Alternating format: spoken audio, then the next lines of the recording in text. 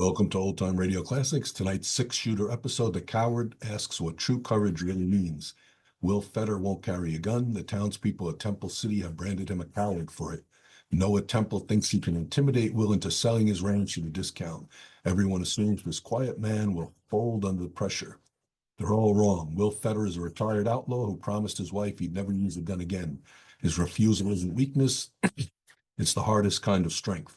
Keeping that promise when violence would be easier takes more courage than any gunfight. This episode aired September 27, 1953. That same week, Earl Warren became Chief Justice of the Supreme Court. The New York Yankees were wrapping up another World Series championship. Across the Atlantic, sugar rationing finally ended in Britain 8 years after the war. The Western genre in 1953 loved its gunfighters. Shane had packed theaters that summer. High Noon made Gary Cooper an Oscar winner the year before. Audiences expected heroes who shot first and asked questions later. Britt Ponset offered something different. He'd rather talk his way out of trouble. Violence was always his last resort. In The Coward, he backs up a friend who lives by the same principle. This is the six-shooter, The Coward.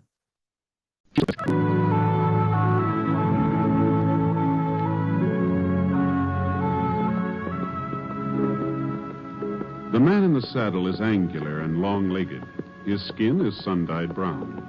The gun in his holster is gray steel and rainbow mother of pearl, its handle unmarked. People call them both the six-shooter.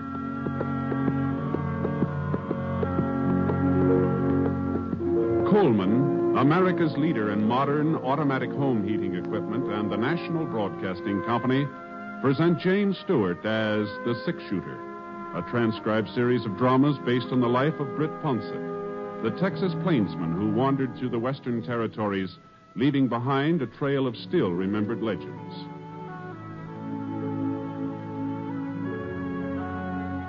Now, in just a moment, immediately following this important announcement, you will hear Act One of The Six-Shooter.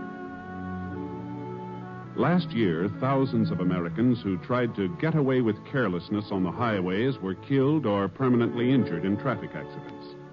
And remember, accidents don't always happen to the other fellow. Unless you are meticulous in your observance of the rules of highway safety, you and your loved ones are vulnerable to the menace of traffic accidents.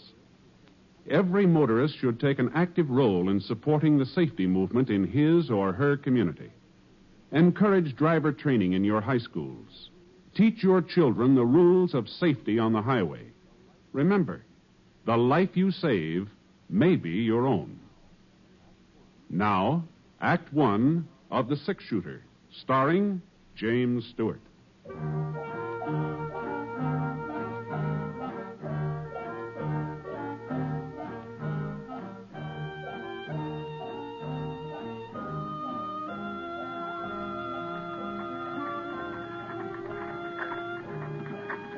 I had a grandstand seat, a rocking chair on the front porch of the Temple City Hotel. Not that there was much to watch. A couple of women looking at the bonnets in the windows of Bradley's Mercantile, and some kids playing mummy peg over in the alley next to the bank, and the checker game in the shadow of a big elm across the street. But it was a couple of days before I was due to pick up some cattle in Atterbury for Mrs. Pritchard, and, well, Temple City seemed as good a place as any to stop over. I was considering taking a little nap when I saw Will. At least that's who I thought it was. He was coming out of the general store carrying a box of groceries. I couldn't be sure, though, because just as he started to climb into a wagon, another man rode up alongside and shut off my view. Well, look who's in town. You doing the marketing, Will? Thought the women usually did that. But I guess in your case, it ain't such a bad idea to switch things around. I was hoping I'd run into you, Temple. 2 of my cows have been killed this week. You mean your wife's cows, don't you, Will? It wasn't 2, 3. The boys found another one grazing on my side of the creek this morning. You're going to have to do something about that fence of yours. You won't have no stock left at all. That fence was all right yesterday. Maybe, but this is today. Now, you listen to me, Temple. I figure it's about time you done the listening, Will. I want your wife's ranch. Ain't made no bones about it. She was willing to sell until you came along. She ain't willing now. I'll give you $2 an acre.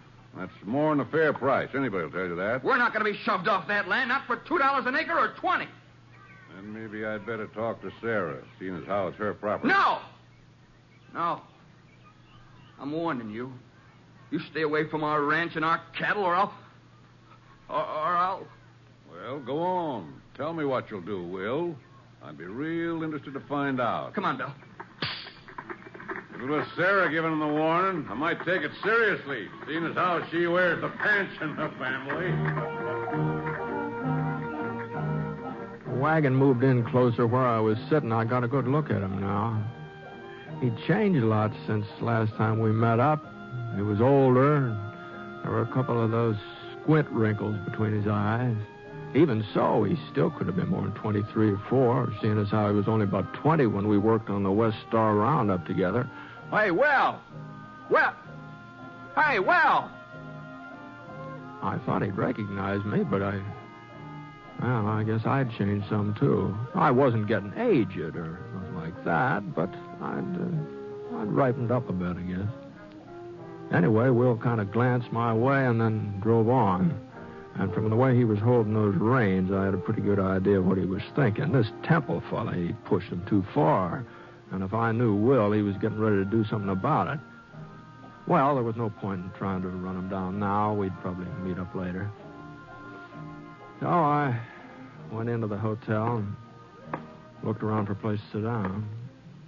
The clerk behind the desk was playing a game of solitaire. Oh, howdy, Mr. Ponset. Something I can do for you? No, don't think so. Room all right? Yeah, it's fine. Room's fine. Real pleasure having you staying with us.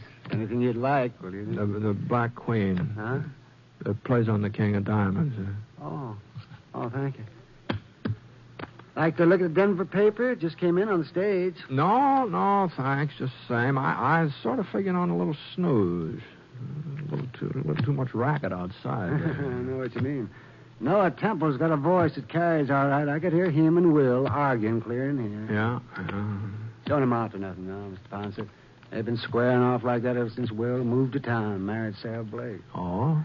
Oh, looks like I'm stuck. Good thing I'm not playing at the gambling hall. I'd be out of $50. You see, Noah's got the idea of buying Sarah's ranch, and there ain't going to be no stopping him until he buys it. Will he need her land for any reason? Sure thinks he does. Now, if I can just get me the ace of spades. 40 years ago, Noah's grandfather started this town. He owned all the acreage between the foothills and the creek out south. Old Temple City was named for him, as a matter of fact. Is that so? But the old man's son, Fred, well, he wasn't much good. First thing you know, he'd sold off nearly everything his dad had left him. When Noah took over, he swore he'd get all the Temple property back again. Guess it sort of stuck in his craw that Temple's wasn't the biggest outfit in the valley no more. Doggone that Black 7. How's Noah Temple been doing? Well, first folks didn't take him serious. They thought he was just a talker like his father, but he sure fooled them. Yeah, today he's got more acres than his granddaddy ever had. There's only one piece of the original Temple setup he ain't been able to buy back. That land of Sarah. Oh? Sure was a surprise when Will wouldn't let her sell it. Nobody ever figured he'd stand up to Noah. A man like him. Why, is there something wrong with him? 7, 8, 9. What's that? Oh, well, you see, Mr. Ponset, Will's a coward. You see, as he's yellow clear through. He won't ever wear a gun. If there's a posse being formed, but he don't go along. And if there's a fight, he lays low. You can call him names, you can insult him. The way Noah Temple did, he just takes it. Gee, that sure don't sound like him to me. You know Will, Mr. Ponset? Used to. A couple of years ago, we worked around up together. Oh, that must have been before he moved to Temple City. Yeah, it's down in Texas. Back there, Willie Techman wasn't afraid of nobody or nothing. And for a youngster, he's mighty fancy with a gun. Techman? That's right, yeah. Oh, but that ain't his name, Mr. Ponset. Will's name is Fetter. Oh? Yeah, Will Fetter. Oh, no wonder you were surprised about him being yellow. You got the wrong man. Uh-huh. Well, they must look alike. This friend of yours and Will Fetter. Yeah. Yeah, I guess I do, yeah.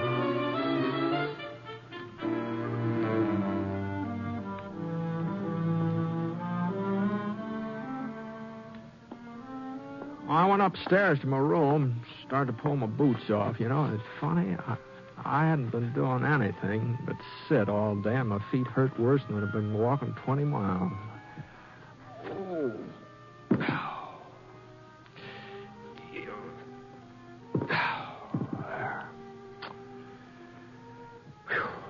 I looked out the window. That sun was just about even with the church steeple. That ought to be around 3 o'clock. I had a couple hours for supper, so I let myself down in a bed.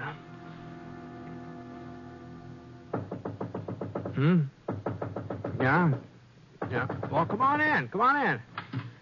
Mr. Ponset? Well, excuse me, ma'am. I didn't know it was a lady. I'm sorry to bother you, Mr. Ponset. Oh, not at all, not at all. I wasn't exactly what you'd call busy. Won't you sit down here? Thank you. Here, wait, I'll get those boots out of your way. Mr. Ponset, I'm Will's wife. Oh, I'm pleased to meet you, ma'am. Will told me you were in town today. He saw you. And you saw him, didn't you? Yes, ma'am. At least I thought I did. Well, you can't tell anyone he's here, Mr. Ponset. Oh? You didn't come to Temple City looking for Will, did you? Will thought maybe that was the reason. We heard about what happened in Prescott last winter when you came across Bar Cleaver. Yeah, well, you heard wrong, ma'am. I didn't come across Cleaver. He came across me. And as for Will, He's made a new life here. A good life. If he has to go back to prison... Prison? Oh. Well, you knew about the bank robbery in Austin and about him breaking out before... You knew, didn't you? No, ma'am. No, I haven't been back that way since... Then you wouldn't have told the marshal? But we thought... We were sure. What have I done?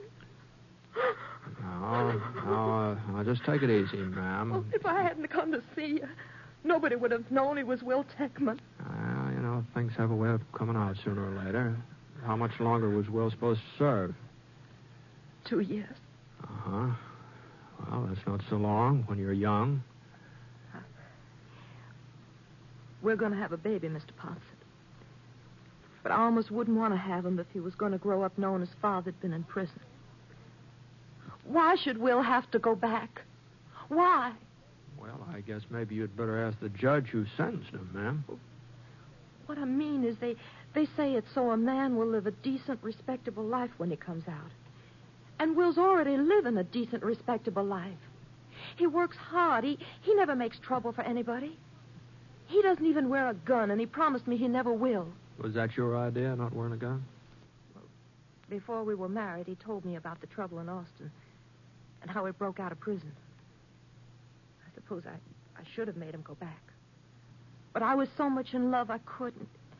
So I asked him to give me his word he'd never use a gun again. Never even carry one. Well, it must have been kind of hard on a fellow like Will to keep holding himself back that way. It hasn't been easy. I've heard what men like Noah Temple call him. But Will takes it. He's kept his word. This fellow Temple, the way he and Will were going at it today, it sounded like they were heading for trouble. Won't be anything serious. Will just doesn't want us to be pushed off of the ranch. You can't hold that against him. No, guess not. Then you won't tell the marshal over in Atterbury? Or anybody? Well, I don't imagine Marshal Sanders would like me mixing into his business. This is his district. I guess he can take care of it. Anyway, he has so far. But now, look here, Thank you, Mr. Ponset. Well, Thank you. Now, and thanks for Will, too. Wait. Well,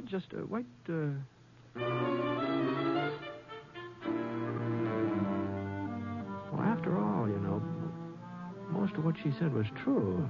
Sending Will back to prison might do more harm than good, and it wasn't up to me to sit judgment on him. I was going to be leaving town a day or so anyway, and if anything happened after that, it wouldn't be my concern. So, of course, a man does have certain duties even if he's not wearing a badge. A man who spots a wanted criminal, he's supposed to report it. And I always had before.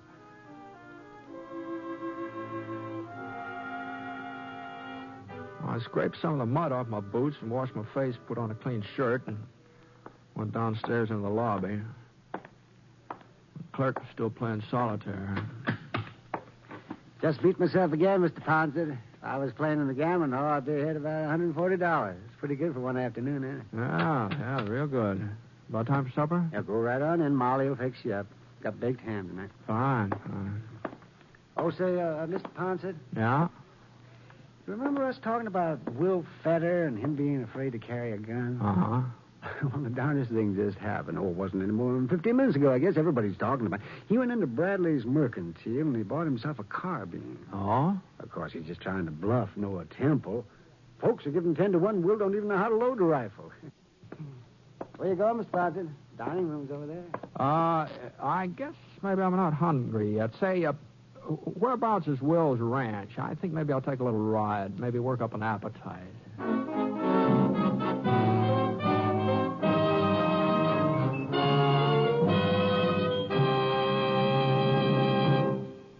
We'll return to James Stewart as the six-shooter in a moment. First, a word from Coleman, America's leader in modern automatic home heating equipment. When winter comes, does your house shrink like this?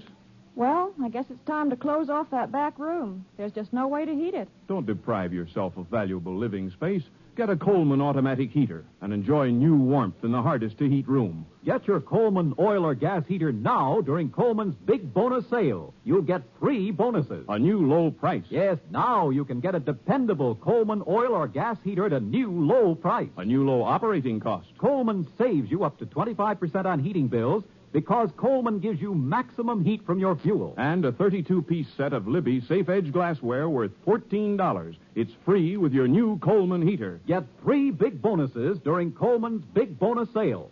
The sale is for a limited time only, so see your Coleman dealer tomorrow. Look for his name in your telephone directory. Remember, comfort costs so little with a Coleman.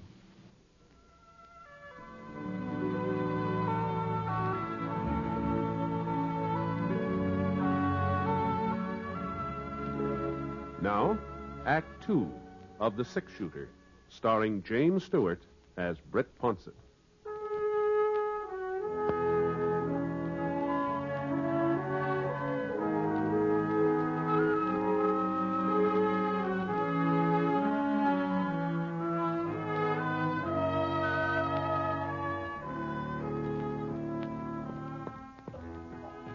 The Fetter Ranch was about 2 miles south of town, and from the outside looked neat and comfortable, well kept up.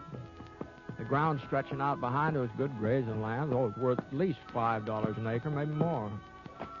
I tied Scar to a cottonwood in the yard and walked up to the door.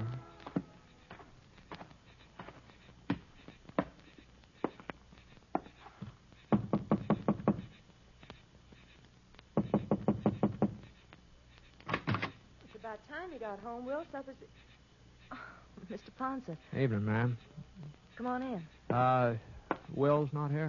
No, he was gone when I came back. He must be out tending the stock. Uh-huh. What's wrong, Mr. Ponset? You haven't changed your mind, have you?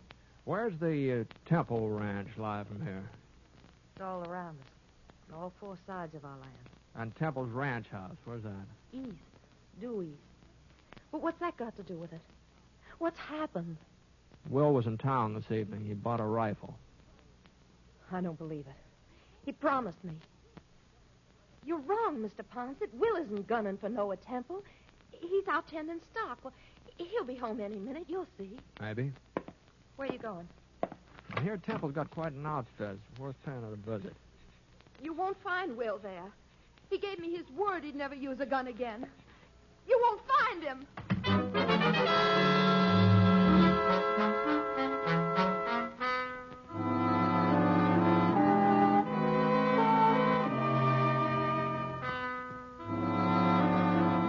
I headed due east for about a quarter of a mile, and when I came to the edge of Will's property, I saw a sorrel tethered to a fence post. Looked like Will had decided to go the rest of the way on foot, so I climbed out of the saddle and looked around. There was a big break in the fence, but the cattle hadn't made it. That barbed wire had been cut. And there were 4 heifers and a couple of steers lying just over the Temple boundary. Well, there just wasn't much question about it. They'd been shot. So I crawled through the opening and Went right past a big sign that said, Temple Ranch, trespassers will be shot. I found some footprints. I figured they were Will's.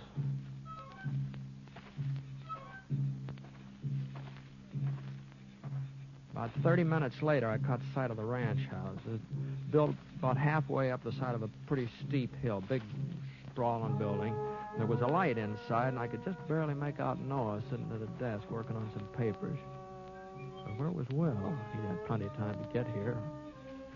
And I heard his step and swung around. There was one of Temple's hands pacing up and down near the stable alongside the house. And the way he was holding the rifle, it looked like an army sentry instead of a cowhand. All of a sudden, he gave a little gasp.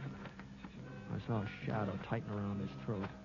The sentry went down, and there was a struggle. Not very noisy, though. Not noisy enough for Temple to hear it. And then everything was quiet. And the shadow stood up. It was Will Tackman. He was inching his way toward the house, toward the window where Temple was sitting. I came up behind him. I pulled out my gun. He was starting to aim his rifle. Will. Drop it, Will. What? Yeah. I might have known you'd turn up. Give me your rifle, Will. Could get off a shot. At me, but not at Temple. Temple gets our ranch and I go to prison, is that it? We'll talk all about that as soon as we get back to your place. Now, come on.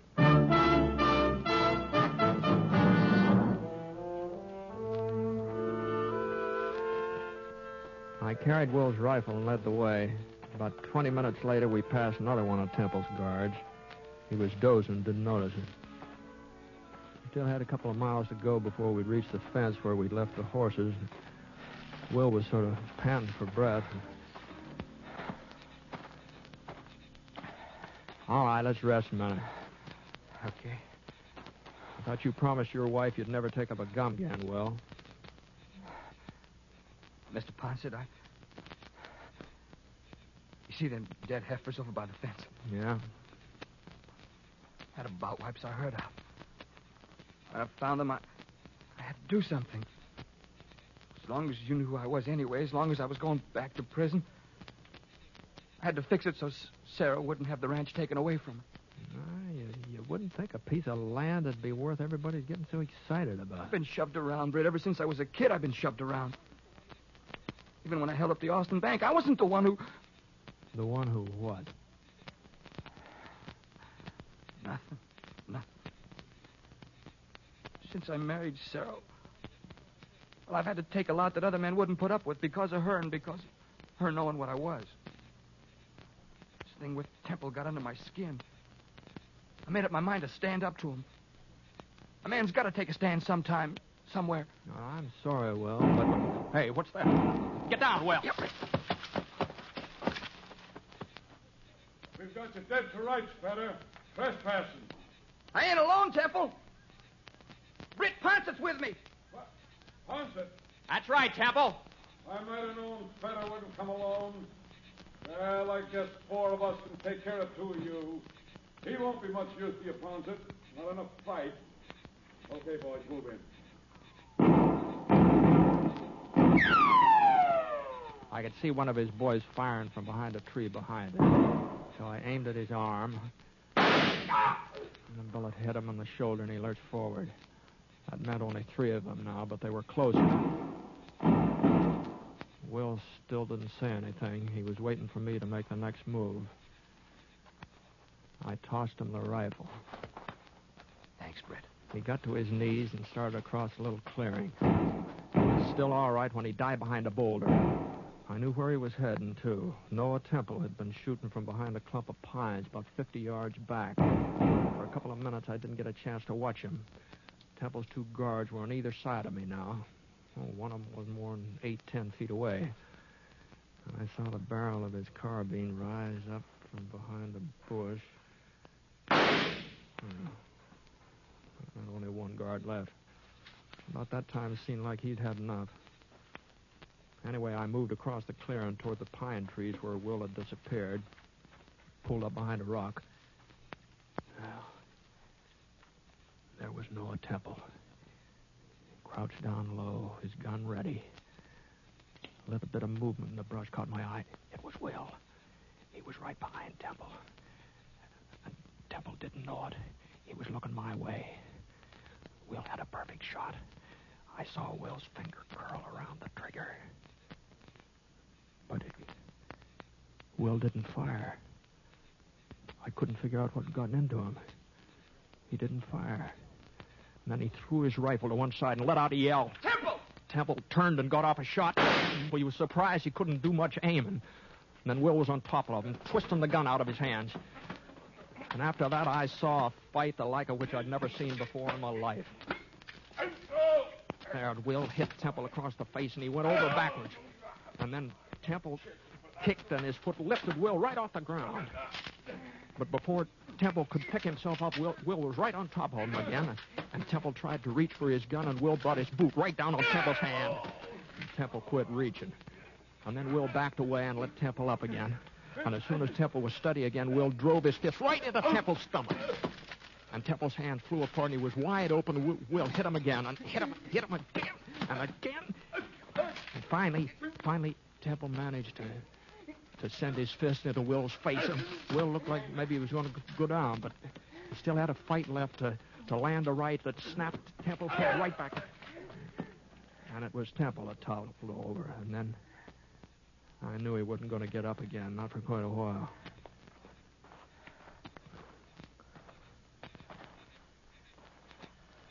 Feel better, Will?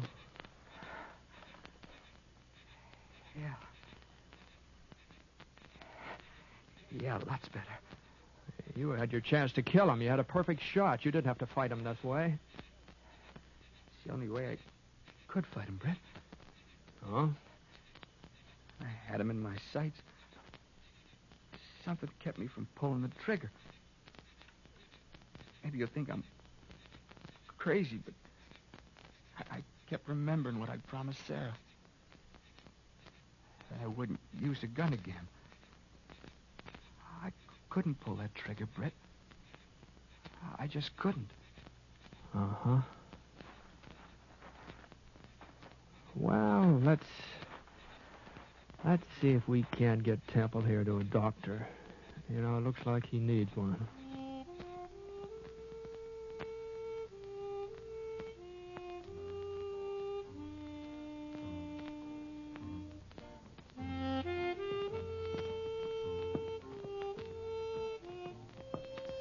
We left Noah with the doc in Temple City, and I started off for Atterbury. I've made up my mind to tell the marshal about Will, all about him. Sarah and Will, they agreed. They think I should, too. But then again, the way I see it right now, the state of Texas is looking for a gun-toting bank robber named Will Techman, and I just don't think Marshal Sanders would be very much interested in a law-abiding rancher who's called Will Fetter.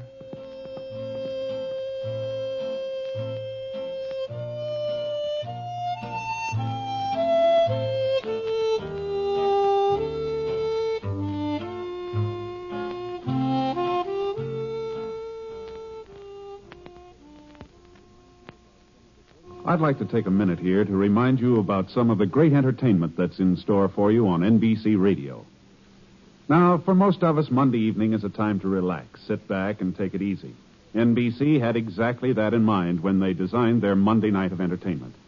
You'll want to listen to the delightful music of the Railroad Hour as they resume their fall schedule of popular operettas that have entertained for so many years.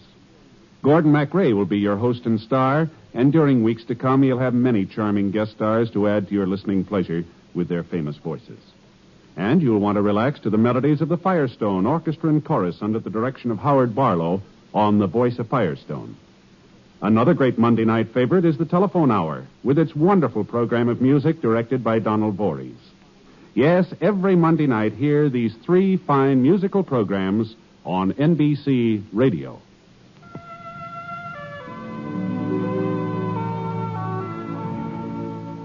Coleman, America's leader in modern automatic home heating equipment, and the National Broadcasting Company have presented James Stewart as The Six-Shooter. Mr. Stewart may currently be seen in the Universal International picture Thunder Bay. Others in the cast were Michael Ann Barrett, Herb Ellis, Howard McNear, and Will Wright. The Six-Shooter is an NBC Radio Network production in association with Review Productions, and it is based on a character created by Frank Burt, and today's transcribed story was written by him. Special music was by Basil Aslam, and the entire production is under the direction of Jack Johnstone. All characters and incidents were fictitious, and any resemblance to actual characters or incidents is purely coincidental. Hal Gibney speaking.